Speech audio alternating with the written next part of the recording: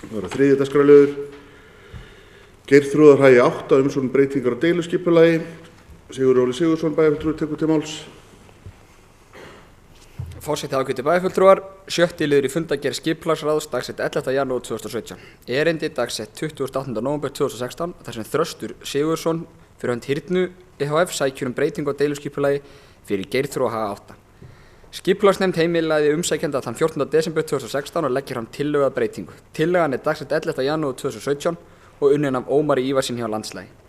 Einungis að ræða minniháttar hækkun á nýtingarhlutfalli og breyting sem varðar Akureyrarkaupstað og lóðarhafa. Þess vegna leggur skipulagsráð til við bæjarstjórn að deiliskipulagstillagan verði samþykkt í samræmi við 2. málslið 3. málsgreinar 44. greinar skipulagslaga nr. 123/2010. Sigurður Óli Sigurðsson bæjarfulltrúi lokið máli sínu, orðið laust. Ok. Það sem enginn hefur kast í ljós, þá göngum við til atkvæðagreiðslu.